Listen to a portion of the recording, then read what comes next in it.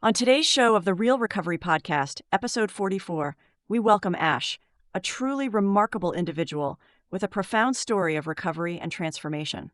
Ash shares their journey of overcoming addiction, navigating the complexities of abusive relationships, and discovering the spiritual tools that help them reclaim their life. From tarot reading as a communication tool to connect with higher powers, to their inspiring growth in sobriety, Ash offers insights that resonate deeply with the heart of recovery.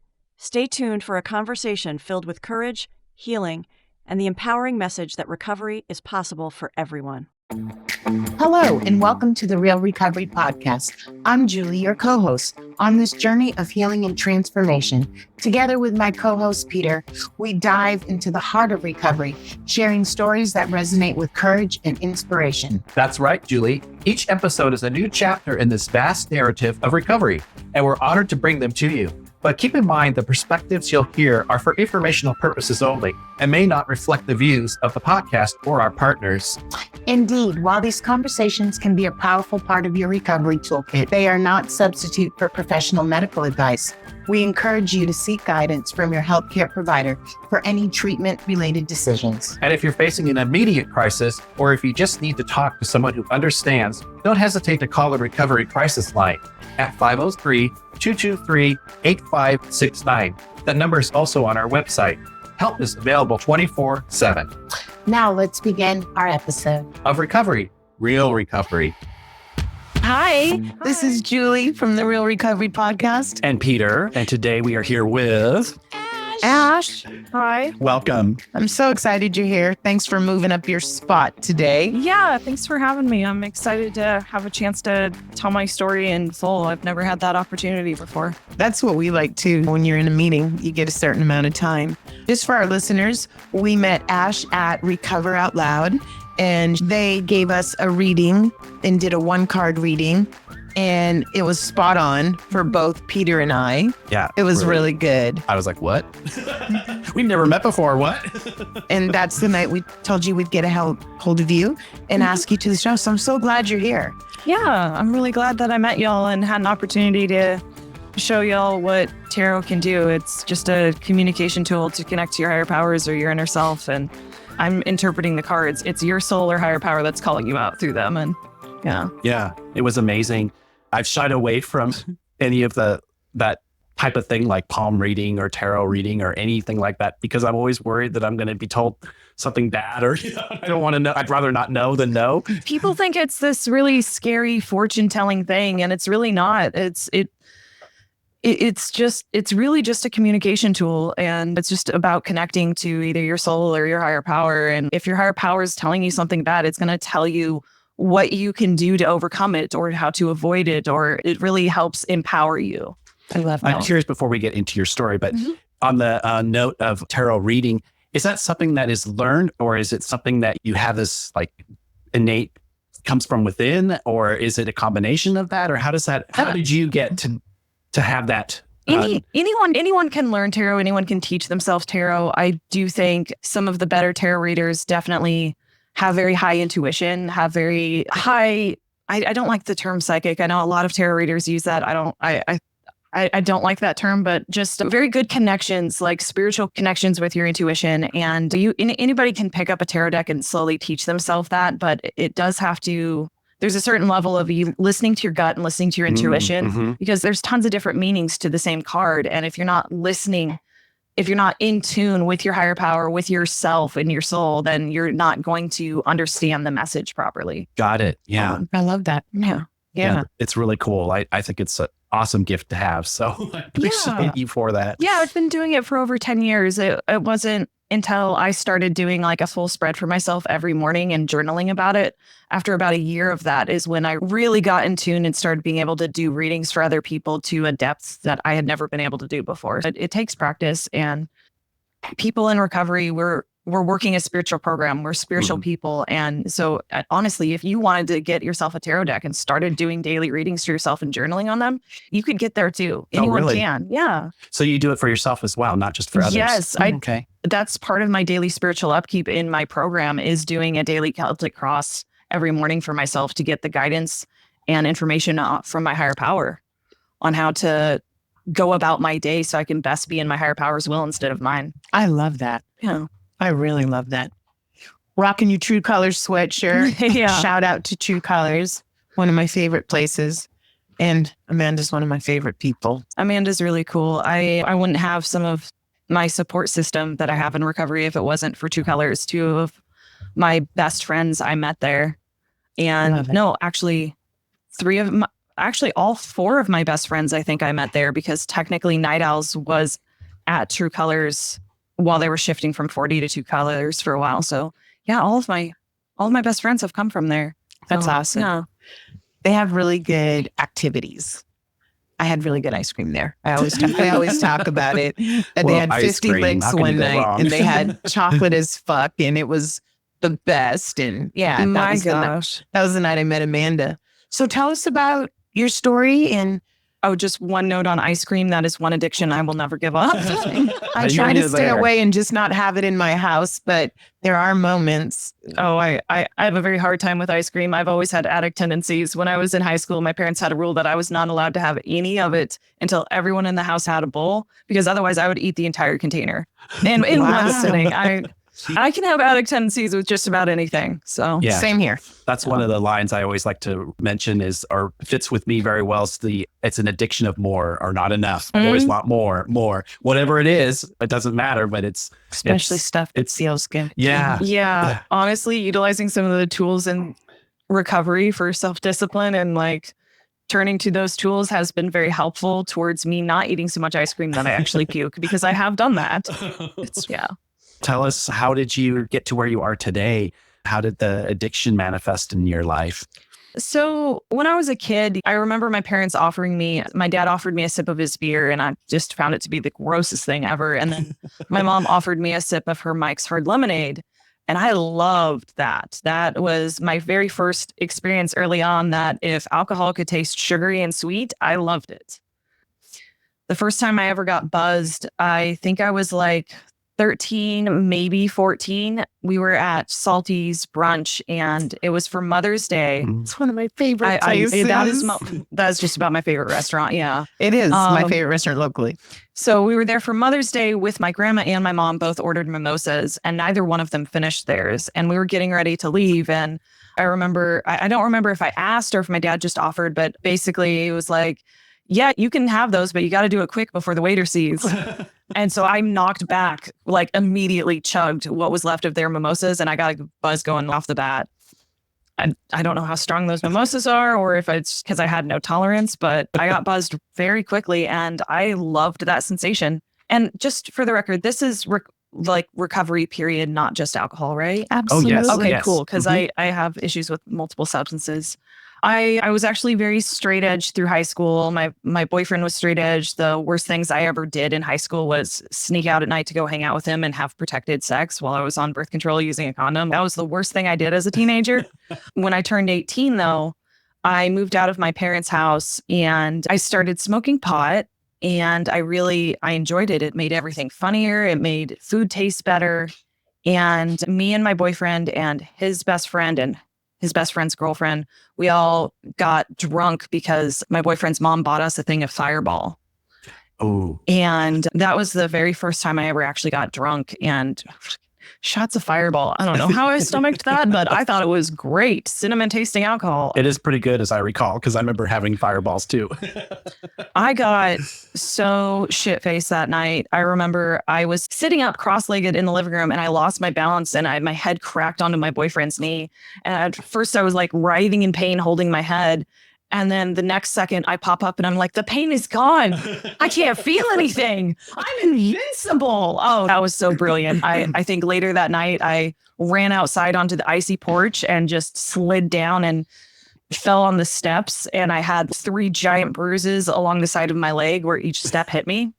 Massive bruises. And yet again, I jumped up and was like, I'm great. And Yep. I remember being in the same situation. the alcohol, you're invincible. You You're don't feel any invincible. pain. And it doesn't matter what kind of destruction you cause to yourself, you think it's okay. Yeah. And yeah, it took a while for my addiction to spiral into unmanageability. But right off the bat, I had alcoholic tendencies. It was like, I don't care if I'm getting hurt. I love this. I want this feeling and I want more. And my problems with pot became unmanageable before alcohol became a unmanageable point.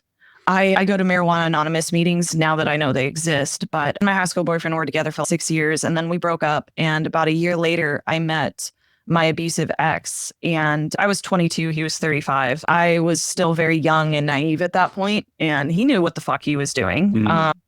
I was definitely groomed at that point. I was trying to keep up with him. And like when I first was going on a date with him, I had a mutual friend warn me. They were like, you should stay away from that guy. He's an addict.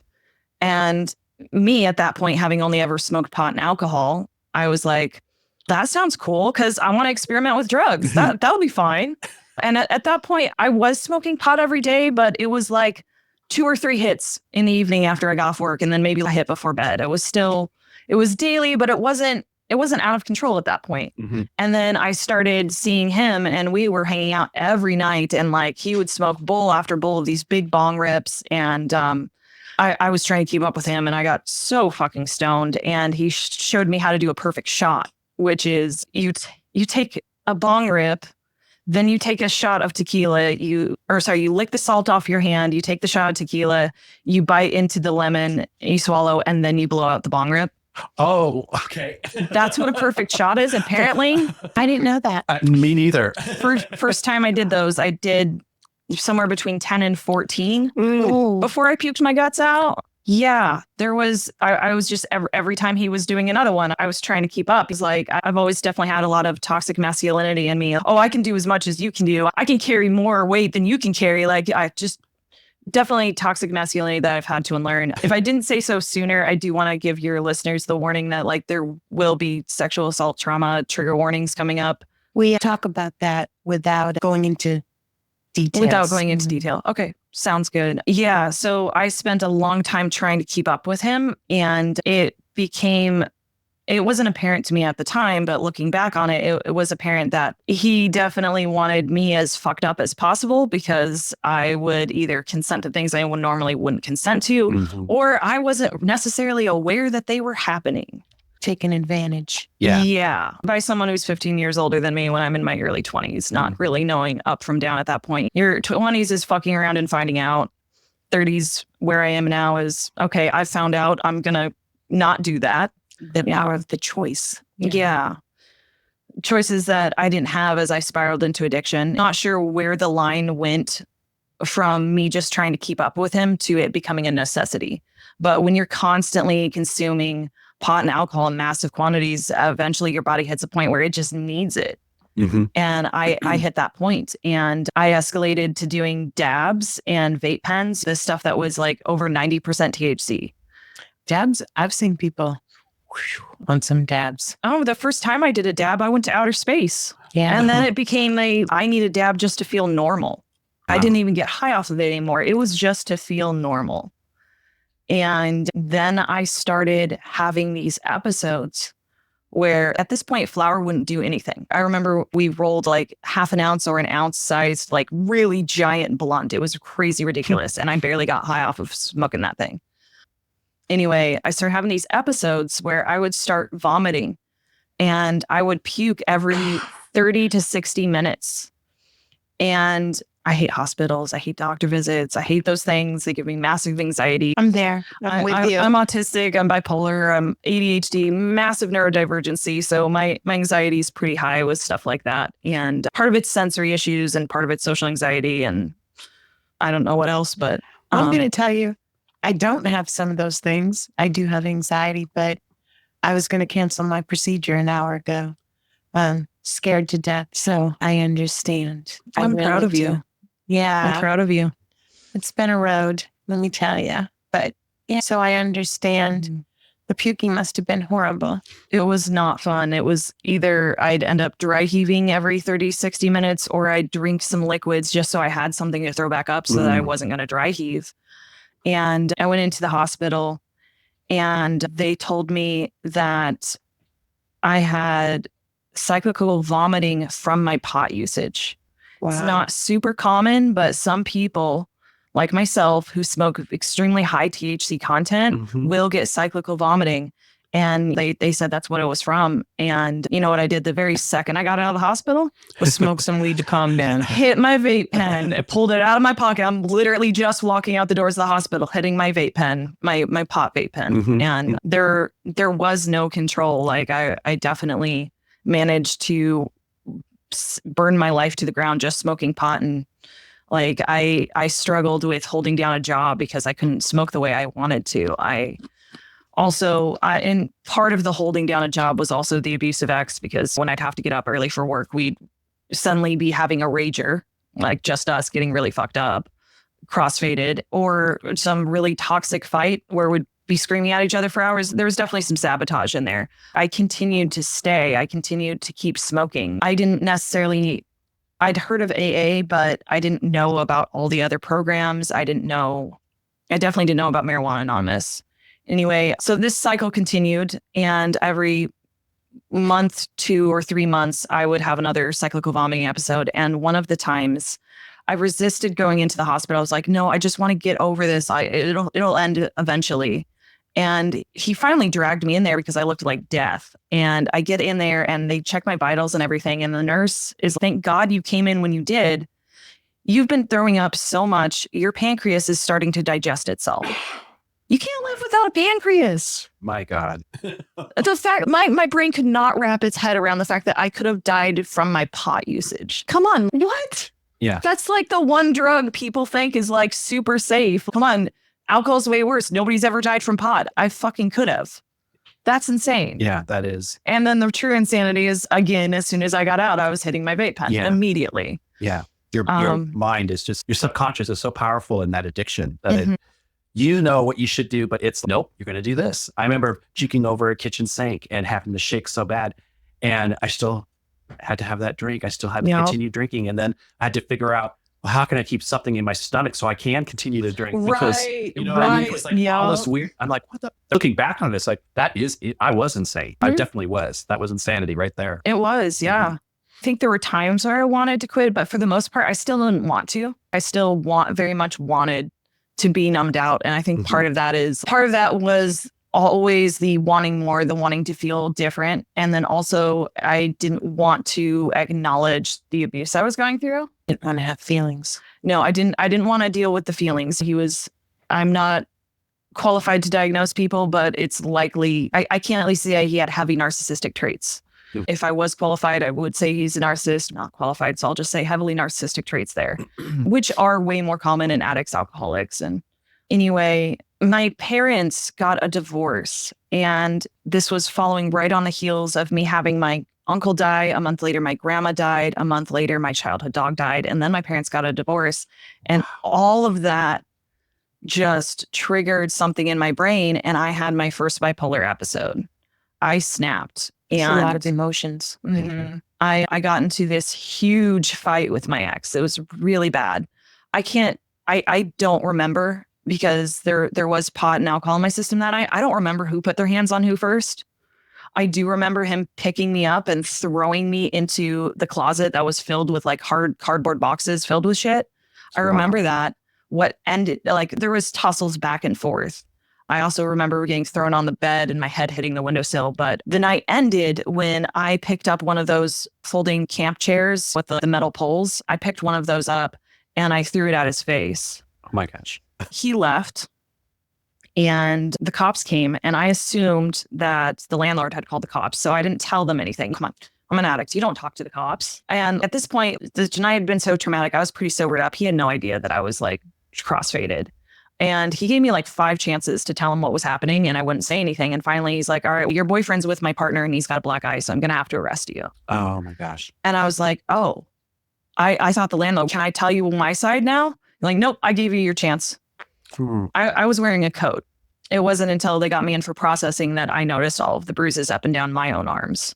If I had actually talked to the cop that night, we both would have gone to jail probably. But yeah, so I went to jail. There was a no contact order between us, which we both ignored, because the toxic codependency that comes with the attachment with somebody who's not very narcissistically inclined is is its own insanity. The control issues. There's also, honestly, that's an addiction in and of itself too. The brain gets addicted to the highs and the lows that those people emotionally put you through, the cortisol and the dopamine. But I was staying at my dad's house, and my mania grew, my bipolar mania, and I became homeless at one point. I remember wandering around the streets by the Burnside Bridge at 3 a.m. looking for a way to get high. I didn't care what it was. I am so thankful that I didn't have the opportunity to try heroin at that point, because I would have. I was out of my mind. Yeah. And there were a lot of things that happened in my mania that I could have died from. There was incidences where I got PTSD from. I'm not going to go into details on those, but they are related to my addiction, because I was offered meth and I did it. And if I hadn't gotten PTSD that night, I would have woken up the next morning and immediately gone for more meth. Mm-hmm. Having that correlation in my brain was enough that I was like, okay, other drugs are okay, not that one. Oh, I understand. That's my drug of choice. Yeah, my drugs of choice were pot, alcohol, and it became cocaine later on too. In my mania is where I first stumbled into the rooms of AA. I remember I was wandering around Oregon City looking for a way to get high. And I walked past this girl who's crying, and she asked if she can bum a cigarette off of me after I asked her if she was okay. And I was like, sure, but they're rollies. I'd literally been rolling out cigarette butts and rolling them up. Like, that's how desperate I was and fucking broke I was. And so me and her were smoking them. I can smell alcohol in her breath, and she's crying because she lives in a sober living house. And she's either going to miss curfew or get booted out because she's going there smelling of alcohol. And we're sitting outside this church, and this old dude walks up and is like, hey, there's an AA meeting happening right here, right now in the next 5 minutes if y'all want to come inside and get warm. If that's not that was a higher power moment. And I had been looking for a way to get high, and I don't remember making the conscious choice to go in or not. I just found myself walking in. And that was definitely my higher power, just like working in my life at that moment. Mm-hmm. I love that. I was still in psychosis, so I can't tell you what was said in the meeting, other than there were a couple of things that I do remember. I remember hearing the word God a lot.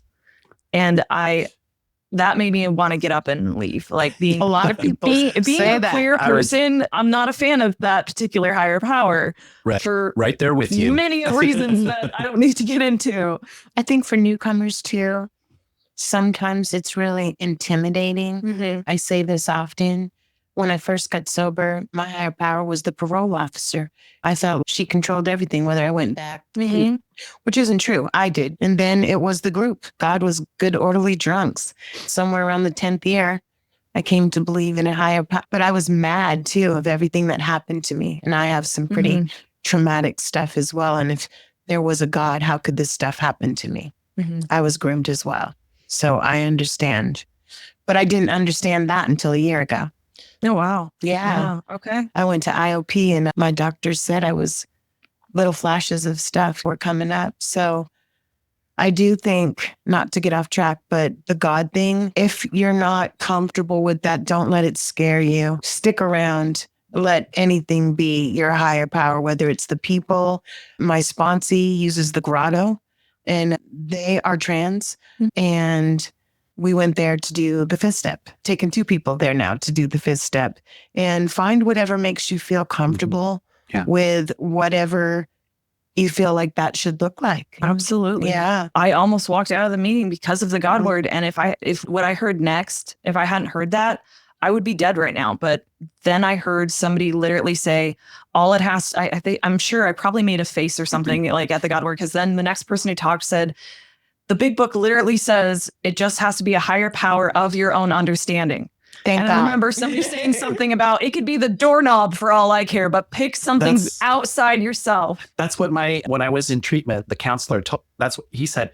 Think of it as a doorknob, and it's the door to open to your future. Yeah. And I'm like, okay, that can make sense. And now my higher power is really nature, and that's what I surround myself with. And Mother Earth is definitely one of my higher powers. Yeah. I'm a witch. I have got a ton of different deities that I work with, but my overarching higher power, like at the time when I heard that, I was like, oh, okay, so it doesn't have to be the Christian God. It can just be the universe. And that was my label for my highest power for quite a while, especially being in a psychosis mania. I thought the divine light of the universe shone on me, and I was protected at all times. which is why I went and put myself in very dangerous situations because I thought I was protected. I was out of my mind, but We were invincible, really. Yeah. I look back at some of the things I went through and did and participated in, and I'm just like, today, I'm like, there's no way. But back then, bring it on. yeah. Same. For me to date you, be in a relationship and live with you, do I need to call the PI, have a background check on you, right? Meet your parents first. And I freaking worked for an escort service, right? Where you go to hotel rooms and you don't know anything about anybody. In my right mind, I could never. Thank God I was high. Yeah. Yeah. Wow. I'm just saying, yeah. You wouldn't have done a lot that you did. And neither would I have. The high you and the sober you are two different people. Very different people. Same thing with psychosis. You're not yourself when you're in psychosis. I definitely wasn't. I've seen it. Yeah. Yeah. But I kept coming back. I hadn't, like I said, at this point, alcohol hadn't become unmanageable for me yet, but I had literally almost killed myself off of pot. And so I was like, okay, here's a room full of people trying to get sober. I'm trying to get sober too. It doesn't have to be that same substance. I'll just substitute the word alcohol for pot in my mind. But I did the same thing. When I got sober, there wasn't crystal meth anonymous and there wasn't marijuana anonymous, which is my second drug of choice. It's not alcohol. I only too like the fruity tooty drinks. If it tastes like gasoline, I couldn't do it. But AA is my foundation and it's the principles and things. But I totally get what you're saying. Totally. Yeah, I started going to meetings. I was going to 2, sometimes 3 meetings each day. I kept trying to go to meetings and I kept relapsing. The whole meeting makers make it. Yeah, they make it to meetings. That's not the program. I love it. Yeah. So that was in December 2018. And I spent the next 4 years doing a revolving doors cycle of trying to work the program, trying to go to meetings, going back out. Yeah, trying to work it my way. Exactly. And me and my ex got back together and that was so on and off. It was so toxic. Narcissist ex? Yes, the abusive narcissist ex. Yes, we got back together multiple times. We broke up multiple times, kept getting back together. We started doing cocaine on a semi-frequent basis. I think he was a fan of that one because it really fucked me up. Yeah, I also loved it. Like from the very beginning that like if I was rich, pot wouldn't have been my all day every day. Cocaine would have been my all day every day. And I would have died a long fucking time ago. And cocaine is a rich man's drug because you have to keep doing it to stay high. Yeah. Where meth, you can get high and you have for a while. Yeah. Cocaine made me jittery, so I didn't like it. It's funny how everybody has their choice and whatnot. Yeah. And I think all of our chemical balances are different and what works for some. I've seen somebody be totally psychotic on meth and the most normal person I've ever seen on heroin. And I was like, oh, maybe that's better for you. Just, our personal brain chemistries are different and different drugs affect us each differently. Like heroin changes the chemical balance in your brain. Yeah. I'm very thankful that when I was wandering around the streets trying to get high, that heroin never produced itself to me. Thank God. Yeah. Same. I can almost kill myself off of pot. There's no way I'd be alive if I had touched heroin. I'm very thankful for that. And shockingly enough, I'm also thankful for that PTSD causing event when I did meth because I remember the feeling of meth and I remember loving it. And if that traumatic event hadn't happened right after while I was on it, like I definitely would have gone back to it. It's weird to say you're thankful for trauma, but I am. Yeah, in some ways, sometimes I'm thankful for all of my trauma, actually, because I wouldn't be the person I am today. And I wouldn't be able to help other people who've struggled with the same things that I've struggled with. Exactly. And I remember, and this could have been part of my psychosis, but I remember there was this moment where it was like this very spiritual interaction. And I've had spiritual experiences on acid before I abused it. I've had spiritual experiences in psychosis and addiction. And I do think those are still spiritual experiences. They're just, it's a quick route to a spiritual experience versus working the program. You can actually get to a point of having them naturally without having to take the shortcut to it. And then you actually remember more of the spiritual experience too. And it's spirituality. Exactly. And not just a spiritual experience. It's how you live your life. I had this moment where it was like, okay, do you want to take the easier path in life or do you want to take the harder path? And the thing with taking the harder path was I'd go through, like the message was that I would go through some serious traumatic shit if I chose the harder path, but that I would be able to help so much more people through it. And I remember choosing that harder path. And then shortly after making that choice is when shit really snowballed and got really bad. So I do, even though that was in psychosis, I do think that was like my soul choosing, okay, which timeline am I going to step into here? Which branch? Yeah.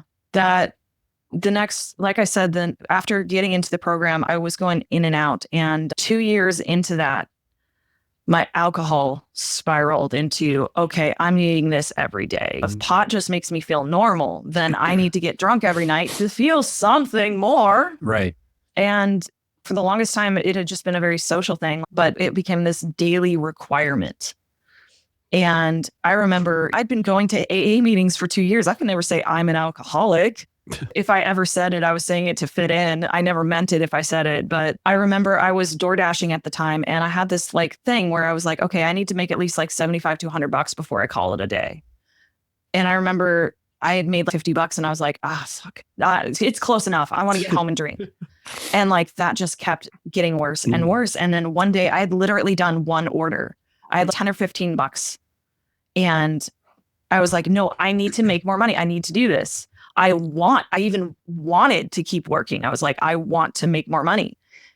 And I found myself driving home anyway to go get drunk. And that right there was the moment that I was like, oh, fuck, I'm an alcoholic. Yeah. I actually had to, I'm certain I was an alcoholic prior to that point, but that was the moment that I was actually able to acknowledge it to myself, was when I saw that I wanted to do something other than drink. And yet I still was experiencing that powerlessness over that choice.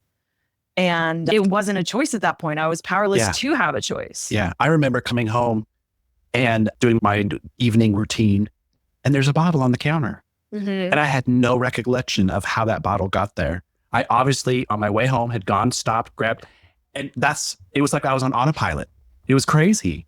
Yeah. I actually somehow, through the grace of my fucking higher power, I picked up the phone and I called someone in AA, and I was like, I am on my way home right now, and there's alcohol waiting for me, and I'm going to drink it when I get home. Will you please stay on the phone with me? Will you help me? Like, they couldn't come to me, but they stayed on the phone with me and somehow talked me into pouring it out. Wow. That felt insane to me, because I was the kind of person who would pick the crumbs of pot on the carpet because I dropped my last bit of shake. I drank off the floor because it spilt. Fucking yeah. I was that bad. I had never wasted alcohol. If somebody couldn't finish their drink at the table, I'd fucking chug that. You don't want to waste that. Exactly. What's wrong with you? I would lick the inside of the cocaine baggie to make sure I got every last little bit. I would pry it open and get it to the corners. Like, the fact that they were able to help me pour that out, like, that was a huge higher power moment, because that was against everything. That was against all of my morals and principles at the time, which was don't waste any of the shit that helps you, even though it wasn't actually helping me. I just thought it was. Right. I thought that avoiding looking and dealing at life was the help I needed, but that just made everything so much worse. It just made everything so much worse. You don't address and deal with stuff in life, whether it's internal or exterior, it just grows. It just gets worse until you address it, or until it fucking destroys you.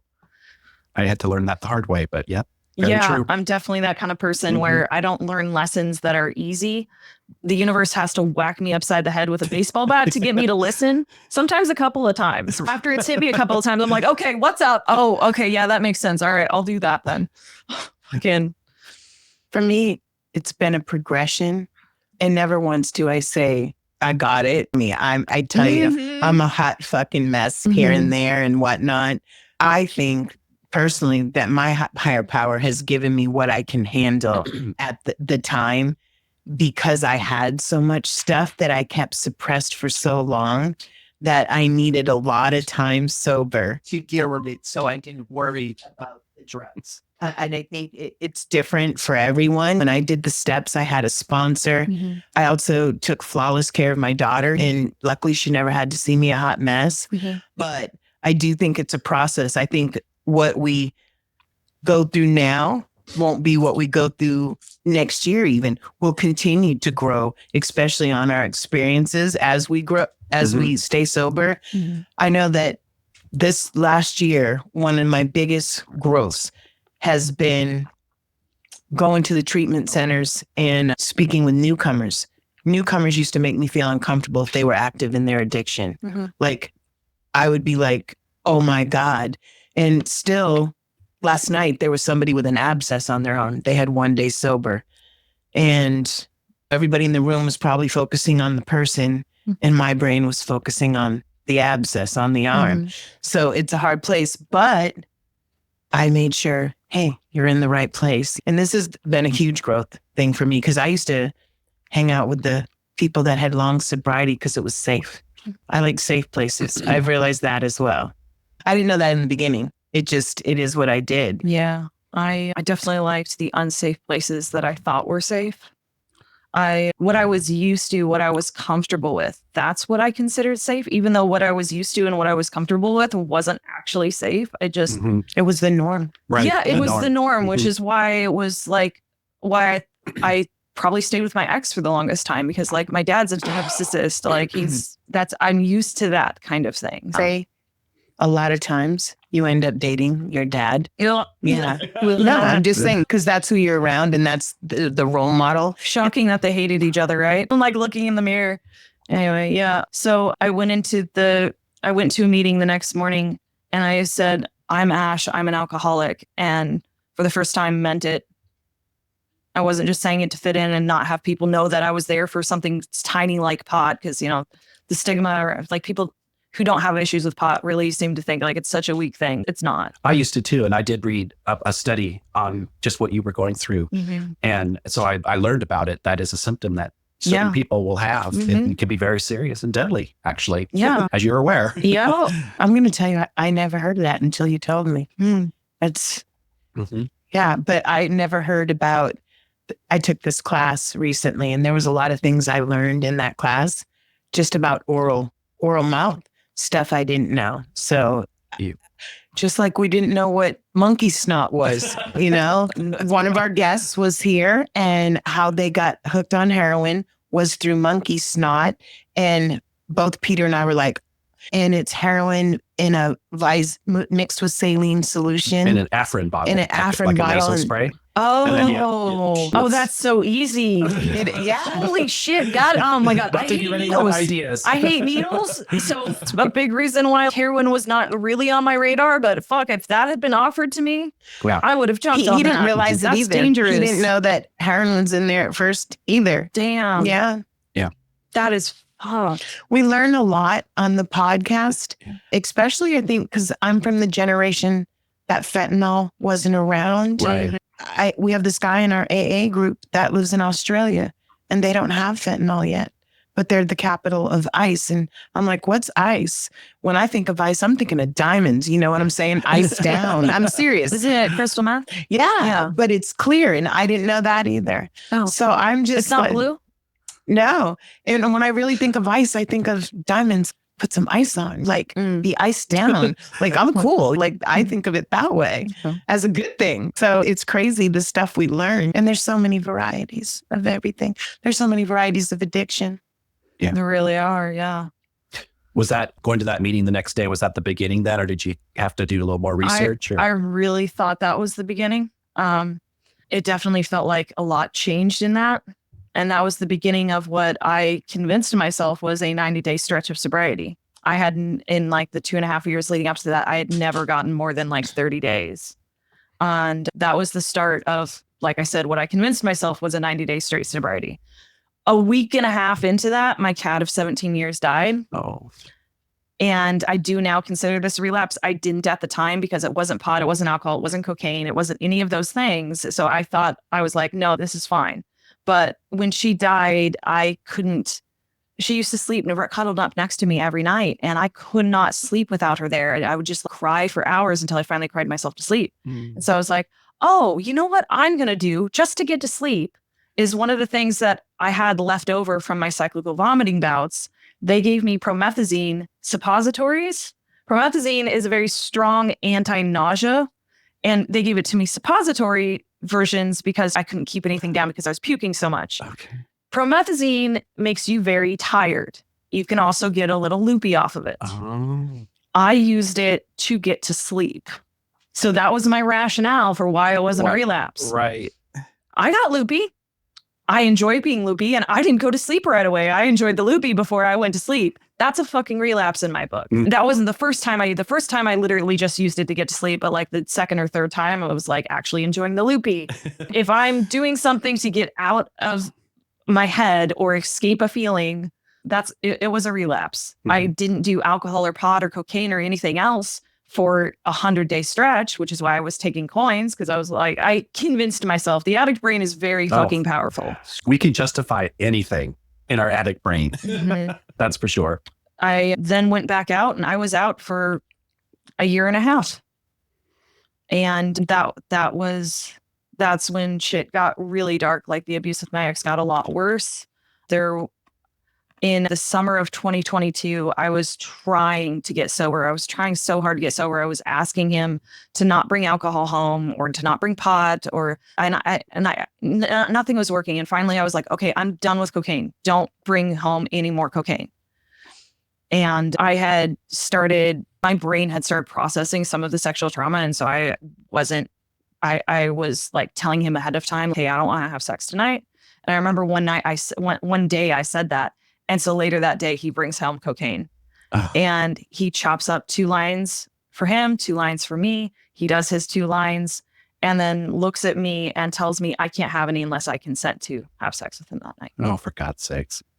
And I remember he left the room and it was very clear if I participated in that was my consent.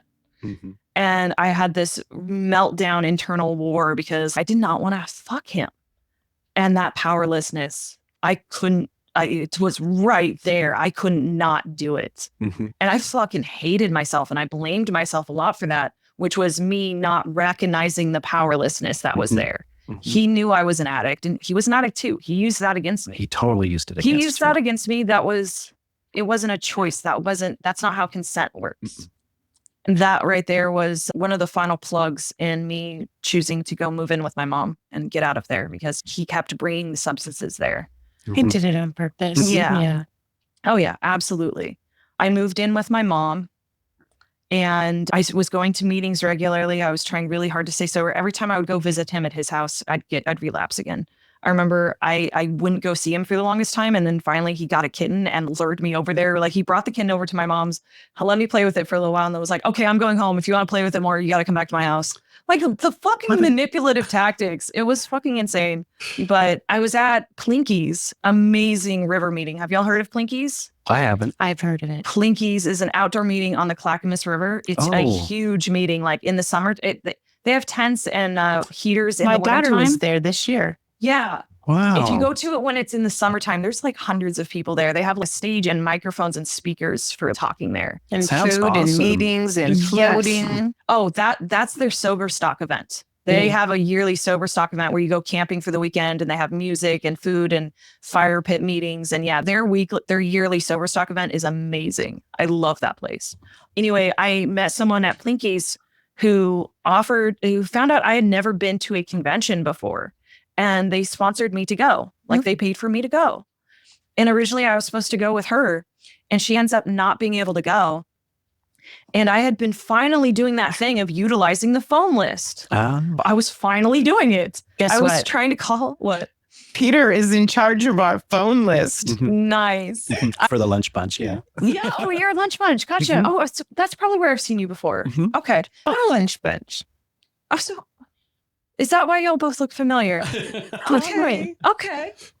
It's been over a year since I've been to Lunch Bunch, but yeah. That's my meeting for 27 years. Okay. Yeah. I forgot where I was at. Oh, the sponsorship. You were using the phone list. I was utilizing the phone list. Yeah. I was actually calling a different person on the phone list each day. And I connected with somebody and we started having this conversation. And that's how I found some of my people. This person actually called me earlier today. We're still friends. That's so cool. I found out they were queer too. Like they were genderqueer, they were sexuality queer, and we ended up hanging out. And so when the lady who was sponsoring me to go to this event found out she couldn't go, she was like, do you have somebody who wants to go with you? I can give them my ticket. And I invited this new friend of mine. I love that. And we went to the She Thing convention in Seaside. I've been to the she thing too. I have not, for obvious reasons. I spoke there. I still have my coin. I felt a little weird about going to she thing, being a they them, but they made it clear that it, like, non-binary people were welcome. Non-binary and trans people are welcome. It's not just a women's retreat, even though that's how they advertise it. Other people are welcome, unless you're a cis man or a trans man. Anyway, that convention was life-changing. There was supposed to be a queer meeting that didn't happen, so me and my friend made it happen. Oh. We ran the meeting. We got someone to chair for us. They announced it. All the queer people showed up. It was so cool. And the person who chaired that meeting talked about some really heavy trauma stuff that opened my eyes. I had been in this state of delusion, like, one, being gaslit into thinking you're the narcissist is a huge thing. Mm-hmm. And then two, deluding yourself because you don't want to look at the reality of it, especially if you're fucked up all the time. It's a lot harder to remember. Oh, yeah. She said some shit in her chair that made me begin to realize the abuse that I had been going through for 7 years. And I came back from that convention and I went no contact with my ex. Haven't spoken to him since. Yay. A month later, I got drunk because I got in this giant fight with my mom, and she said stuff, I said stuff, and I got triggered into thinking, I got triggered into a state of me and his fights. And so my way of dealing with that was always to turn to alcohol. So I got drunk that night. 1 month later, me and my mom did edibles together. She's a normie. She can do that stuff. But I was still doing a little more research. I was like, I'm just going to have a bite of it just like you, and that's it. 10 minutes later, I'm eating the rest of the edible. Right. Yeah. And that was the last time I ever used. That was 11/24/2022. You have a birthday. Yeah, I have a birthday coming up. Yeah. I spent after I did that edible, I spent the next 5 hours in paralyzing anxiety. Because when I don't use anytime I would ever take tolerance breaks, like the first time I do it, I get massive anxiety. So I was so paralyzed with anxiety because I hadn't done it in 2 months that I couldn't even talk to my mom, one of my best friends. I couldn't even I was terrified to say anything. And that was agonizing. But those 2 little bits of research were so minimal compared to every other relapse. Like the night I drank alcohol, I called a friend in recovery before I drank, and they called me back after I started drinking, came over, stayed with me until I was ready to pour out the alcohol, and then they helped me pour it out. I love that. And it was like, that was definitely like a trauma trigger. And then the pot thing was me just doing one last bit of research, trying, because that was my favorite drug. But like, if I hadn't been at that convention, if I hadn't gone to no contact with my ex, I never would have stayed sober. I never would have. Like, when you're going through constant abuse, you don't want to be conscious for it. No. You don't. And yeah, so I started working the steps very thoroughly, and I put my all into it. I have a very amazing sponsor who knows I'm autistic and knows that I don't react well to being told what to do. So she's always very gentle with, this is what worked for me. This is what suggests. She tells me what works for her, or gently suggests things. Because with autism, you've got PDA, pathological demand avoidance. Somebody tells you what to do. Oh no, fuck you. I'm definitely not doing that now. She's amazing. I call it my bossy boo without any fancy names. And truly try to run the company so that I am the boss. Yeah. So I get it. I think it's crazy. We were both at a she thing. Yeah. 2001. 2001. Okay. Yeah. 9/11 had just happened. Oh, damn. And the speakers, the only reason I ended up speaking was the airports were shut down. And the speakers couldn't fly in from California and where they were coming from. And my friend that I went with said, oh, Julie has a great story. You can. And I was like, no, don't put me on and the that was spot. my first conference. That was my first conference as well. Peter and I went to North Coast Roundup this year at Seaside. There was an LGBTQ meetings, and my friend Colette spoke at one. And half of our group, she's on our board. So half of our group, the lunch bunch, went down there to hear her speak. So it was really good. And that was the weekend we officially launched the Recovery Podcast. Amazing. I didn't know that. Wow. That's a long time running. We have every Friday. Heck yeah. Yeah, we're coming up on 40 episodes, Wow. including some of the extras that we did. Nice. We're proud of that. We learned a lot doing, like, the night we met you. Mm-hmm. Recover Out Loud was our first live event. And I'd done in my work, previous work, and I did a lot of corporate work. I did events and stuff, but I had a team. We had to do it just, okay, we're going to go do this, and not knowing anything about it. It was a challenge. It was my first ever event doing tarot at you. Really? Yeah. I'd never done tarot at an event before. You learn a lot your first time. I'm so grateful for that, because Halloween weekend, I had a huge event I was doing tarot at, and thank God I had the Recover Out Loud one to get your ease feet me wet. in. Yeah. We did Recover Out Loud on a Friday night, and then we did Go the Distance 5K that Sunday.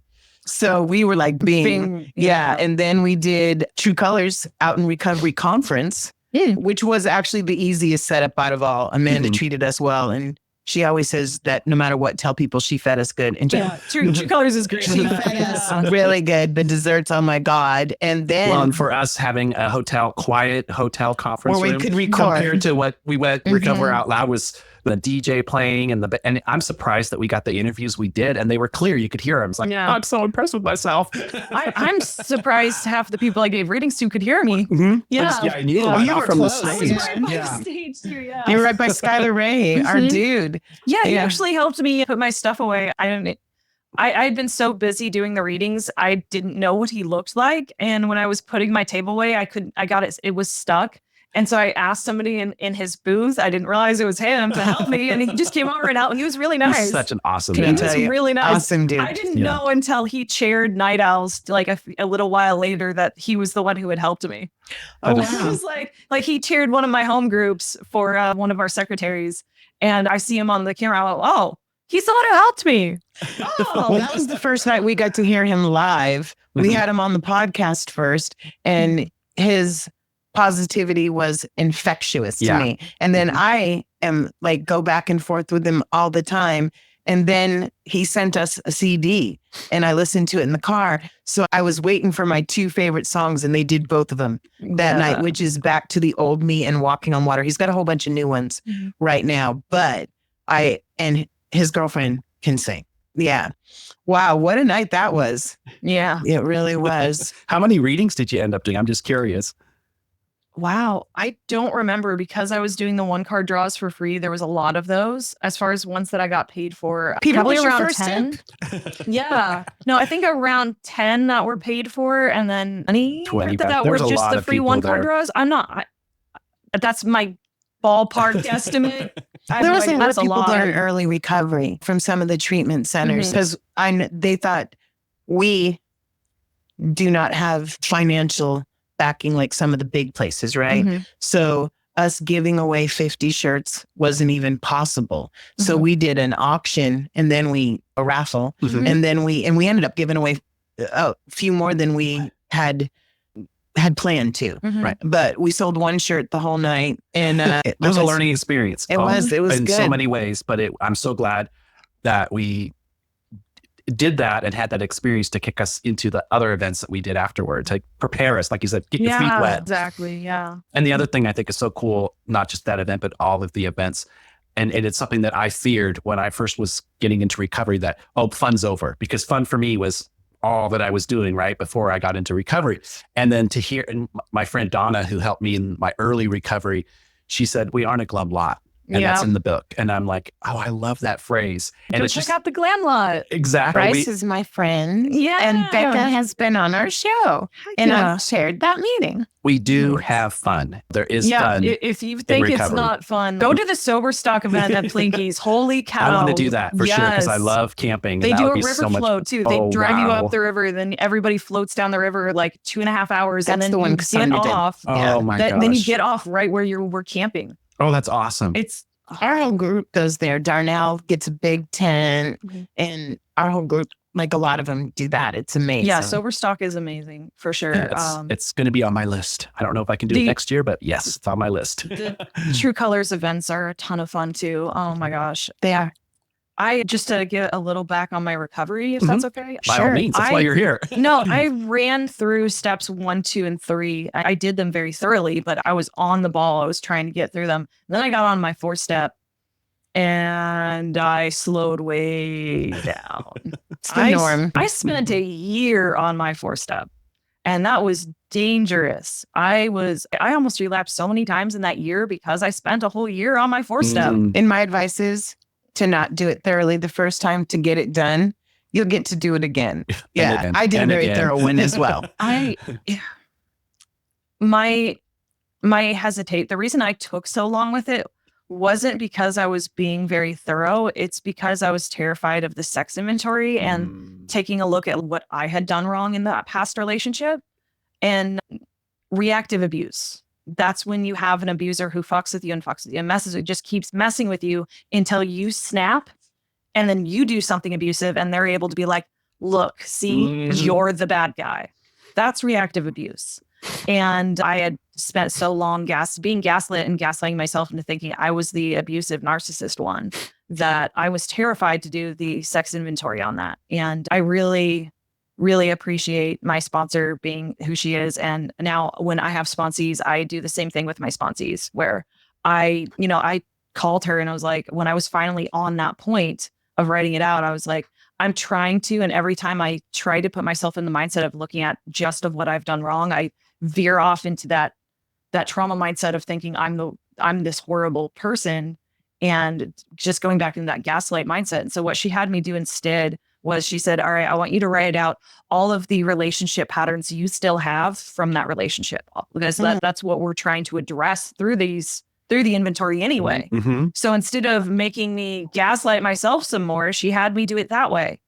And that was really freaking powerful. And when I sponsor people, I do the same thing. Like if I'm sponsoring somebody who's been through abuse on their sex inventory, yeah, there's stuff that they've done wrong in other relationships. But if there's been an abusive relationship, I have them work it that way instead, because when you've been through that kind of trauma, there's no good reason to put somebody back into that mindset. Right. Not when you can get to the same results of looking at those destructive behavior patterns that you still have, because that's what you need to address anyway. Right. So that was hugely powerful. And if I had known that I wasn't going to have to re-traumatize myself for it, I probably would have worked it a lot faster. Yeah. But I didn't communicate. And that was a big problem. If I'd communicated to my sponsor and told her why I was taking so long to get there, communication's huge.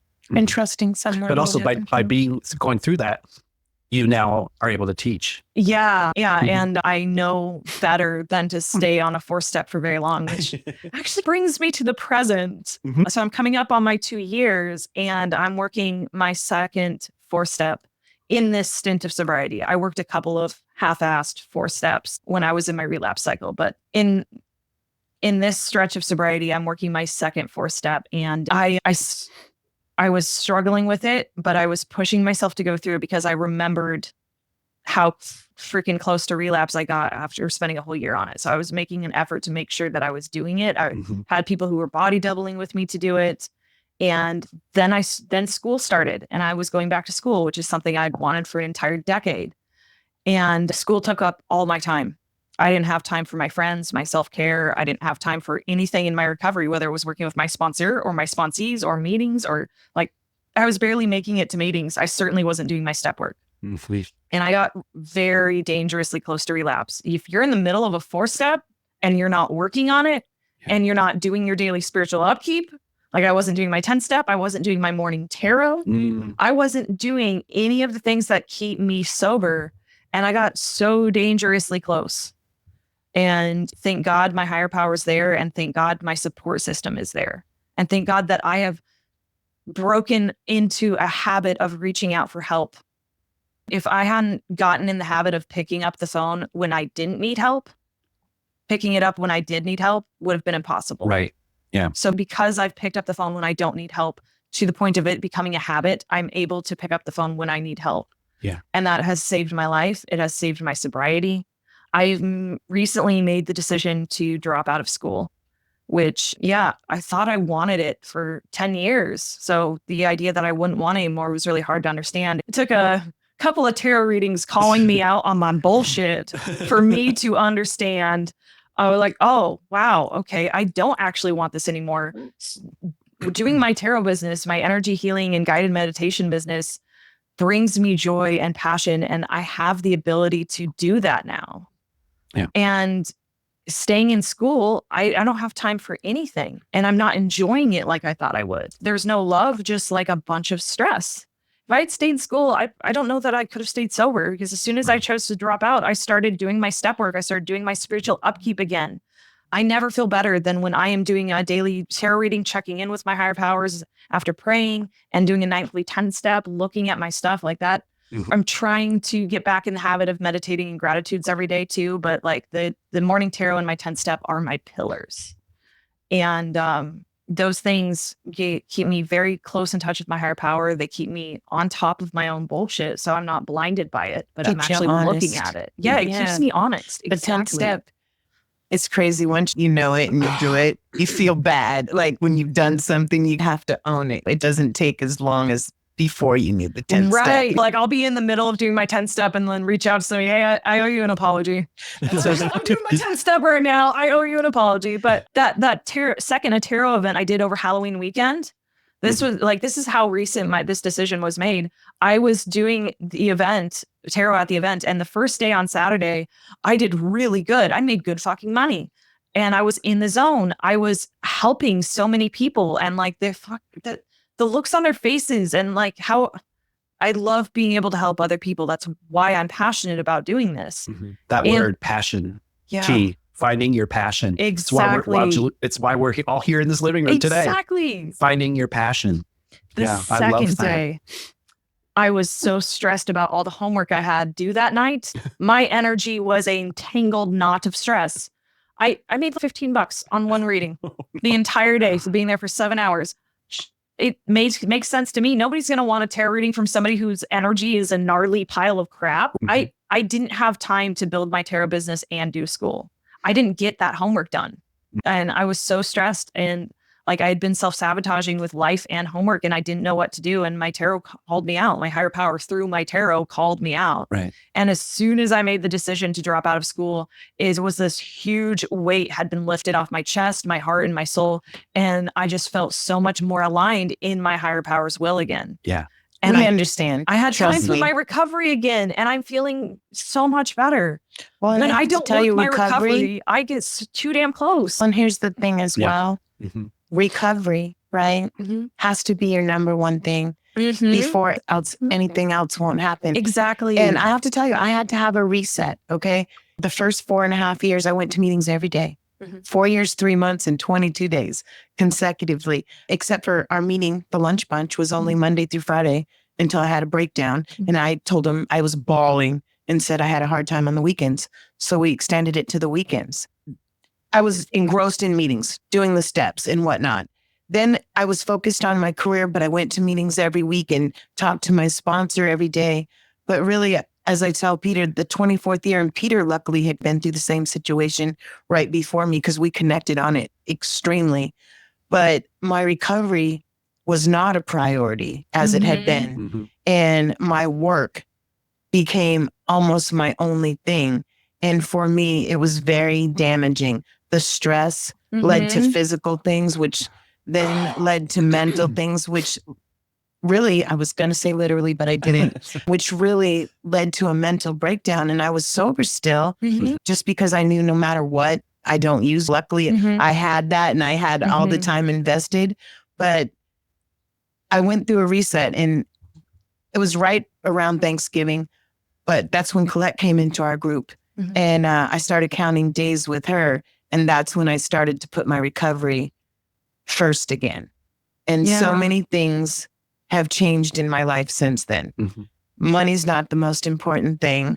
My career most definitely is not the most important thing.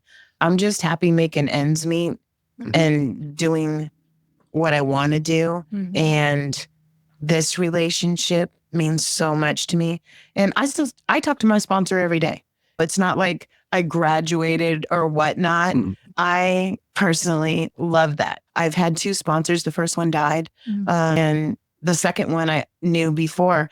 And it's just, and I stay so close to the lunch bunch. That's almost the only people I hang We're out an with. extended family, really. Many members of them. Well, and I go know. to when I go to extended family, I zoom host at extended family. I hit extended family probably 5 nights a week. It does. Recovery has to become the number one thing, no matter what. When my recovery is my number one priority, I have had the cravings, the obsession lifted from me. Mm-hmm. I have experienced that. And I have also experienced that when I stop working my program, that stuff comes back. Like that whole thing about this is a daily reprieve. It is on a daily contingency basis is so true. Like when I have been strong in working my recovery, like prior to going back to school and meeting that giant ball of stress, I would smell pot and I'd be like, yeah, that smells good. Okay, continue on my way. While I was stressing out about school and not working my recovery, I'd smell pot and oh, fuck, I want that. that obsession of the mind comes back. That is only lifted as long as I continue to maintain the connection to my higher power in my program. And I love that. Many of us realize once we're in recovery is life still happens. Yeah. And you're going to have to deal, and the stresses and everything that happened before that you used whatever substance or whatever your way was, it's still going to be there. So you got to find some other way to deal with it, a healthy way. And that's where recovery is so important because it gives you those tools to work through those moments. And the biggest one of those tools is the fellowship. Like that is huge for me. Like True Colors is where I've met and found True Colors and Night Owls is where I've met and found all of my best friends. I have one person who helps keep me accountable with my eating disorder. And that's really powerful because if I'm not taking care of my body, I'm not in my higher power's will. I have another one who has let me live with them and rent a room from them, and being able to be in a sober environment has so helped. Yeah, I moved in with them when I was like 6-7 months sober, somewhere maybe 10 months sober, somewhere around there, and having that stability in a sober living environment was hugely powerful. And two of them are just 3 of us get together we shoot for every Monday. Sometimes it's once a month. Sometimes it's every Monday. Sometimes it's 4 Mondays in a month. It just depends on how life happens. But we all get together and we do step work together. And then we hang out afterwards. And that accountability and body doubling to get step work done on a regular basis is so powerful. If you have anyone you're close to in recovery and you can do that, I highly recommend seeing if they're down to do that, because that we get together at the lunch bunch every Friday. To do step work? No, but we go out for fellowship every Friday. We've been personally, it's something I've done for so many years. The Friday meeting has always been special to me. So I know you said you went to that meeting. I just want you to know we get that. And our meeting also has a step meeting every week. Well, something I heard, years and years ago when I was in college, but it stuck with me. If you want to be successful, surround yourself with successful people. Yeah. If you want to have this athletic, then you surround yourself with athletes. It's that same thing. So surrounding yourself with that group. Yeah. Yeah. It's so important. It's huge. One of those 2 people I get together with for step work, we send each other our 10 steps. We text each other a picture of our 10 step. And it's really cool to have that accountability when the other person hasn't done their 10 step because we don't get a text. And then also just being able to have somebody to talk to about your 10th step. I get some feedback on it. It's really powerful. To have people that understand where you're coming from. I can go into call anybody or be in a social situation and say, oh, I'm feeling like this. I get it too. And they're right there and they understand completely where you're coming from or what you're going through.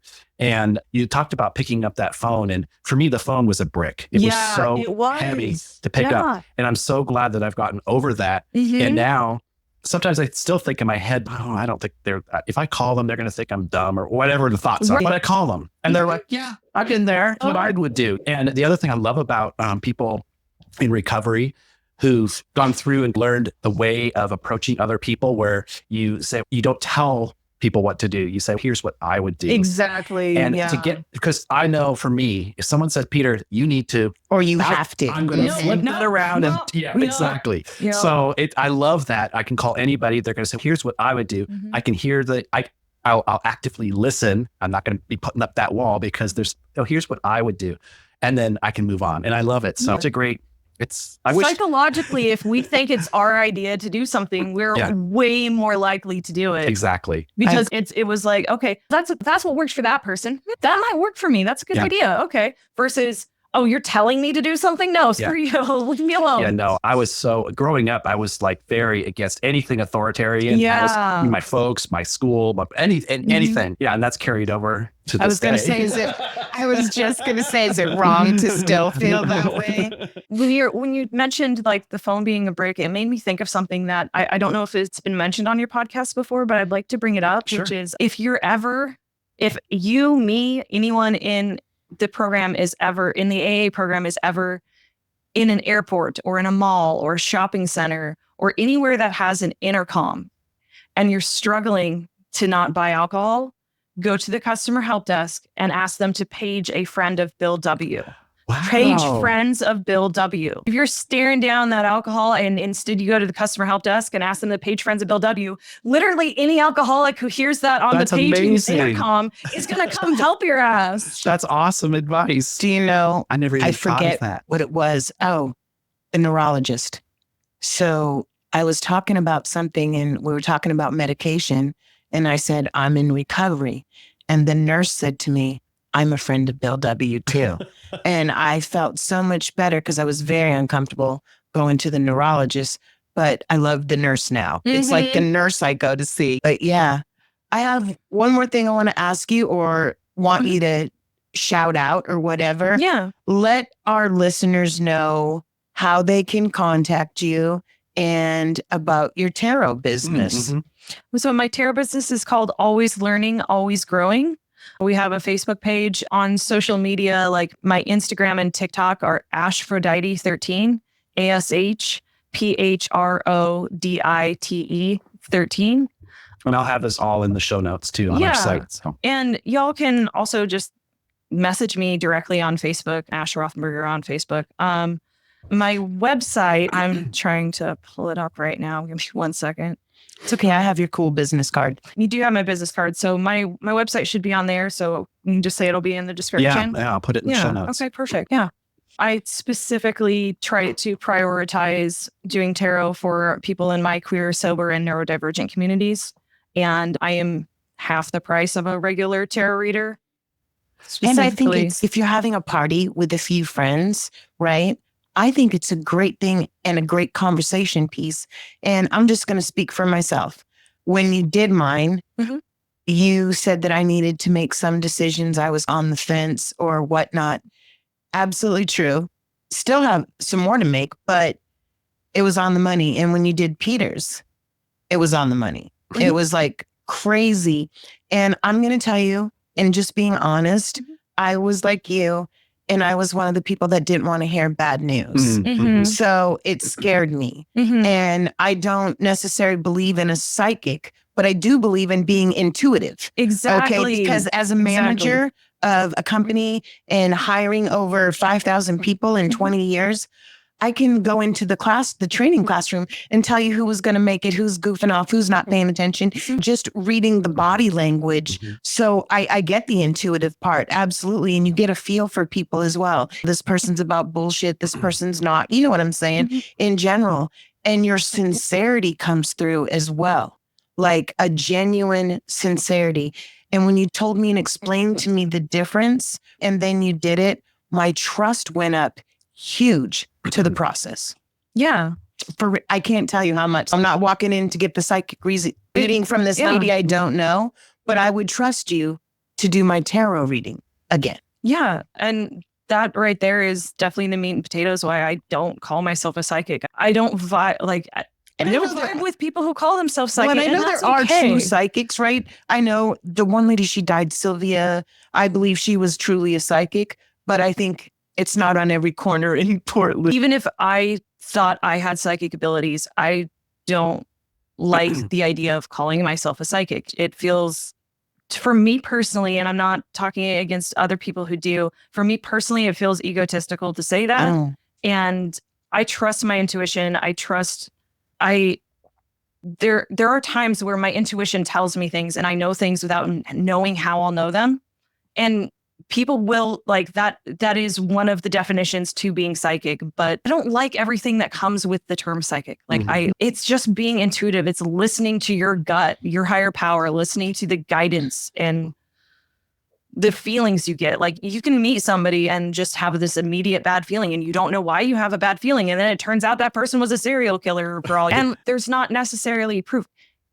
I think every person has those feelings and intuition. So do you pay attention to it? It's whether you pay attention to it. Yes, exactly. And I think for me, calling myself a psychic would make me feel like I was singling myself out when everybody has those abilities. It's just whether or not you listen to them. I think being sober helps us. Oh, hugely. Hugely. Holy cow. Yes, definitely. Sobriety allows you to be more in touch with yourself. More in touch with yourself, more in touch with Mother Earth, with the universe. Yeah. And you can actually remember things. Who would have thought? I know. Funny. I really like that you gave True Colors a shout out. I'm wearing their hoodie. I love True Colors. I had True on Colors. their shirt 2 days ago because I really respect Amanda bringing education to the community. A lot of places bring recovery, but Amanda has really tried to enhance the community. When I went to this one class, I went with a lot of people my age, even older, that didn't know this or that. And she really brought enlightenment. And I thought it was good. The Out in Recovery conference touched so many good subjects. So I'm really grateful that you mentioned that. and providing a safe place, especially for the queer community.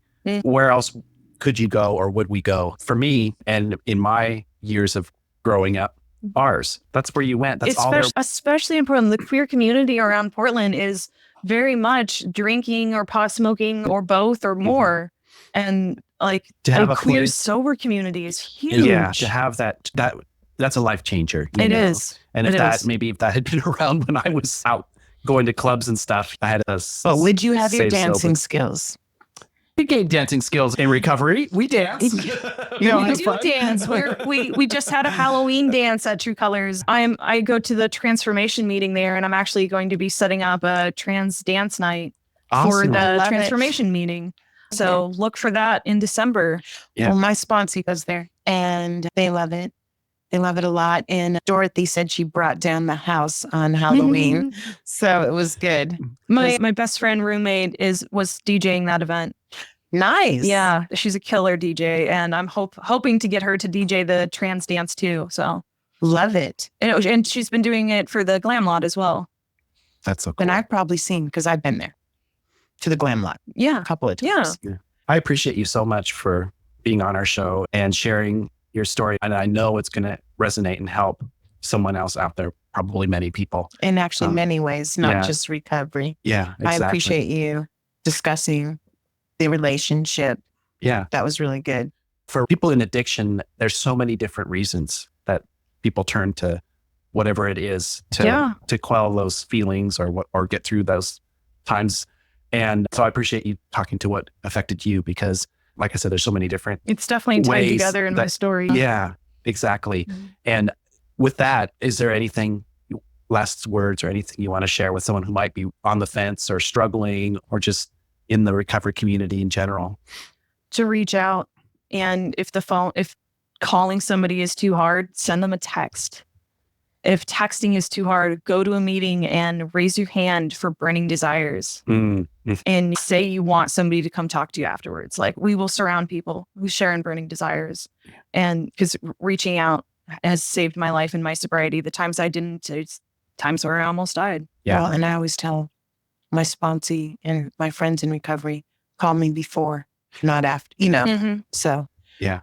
Well, I would say call before rather than after. Also, still call after. Yes, of course. But I wanted to call before so it doesn't happen. Yeah. That's, if you don't call at all. If you don't call at all, that's even worse. Yeah. So priority, call first, then call after. It's still better than not calling at all. Exactly. The community is there to help. We want to help. And no one's going to turn anybody away. So it's safe. It's a safe community to be a part of, and never hesitate to reach out before or after. 100%. Well, this is Julie. And Peter, thank you so much. Thank you. Thanks, Ash. that's a wrap on today's episode. Thanks to each and every one of you for lending us your ears and hearts. Your engagement is what fuels our passion and keeps this podcast thriving. We cherish the moments we share here and hope they resonate with you, whether you're on a daily commute, at the gym, or just taking a moment for yourself. Make sure to head over to our website at realrecoverypodcast.com. While you're there, subscribe to our newsletter for the latest insights and uplifting stories from our community delivered straight to your inbox. Click that subscribe button on your favorite podcast player too, so you can keep up with every new episode. It's your support that keeps our conversation alive and meaningful. And if our stories have touched you, consider using the donate button on our site. Your contributions, no matter the size, are deeply appreciated. They help us continue our mission of sharing hope and healing. Join us beyond the podcast and follow our journey on social media. Find us on Instagram, Facebook, and on X, formerly known as Twitter. All the links are on our site, so you can stay connected and be a part of the Real Recovery community every day.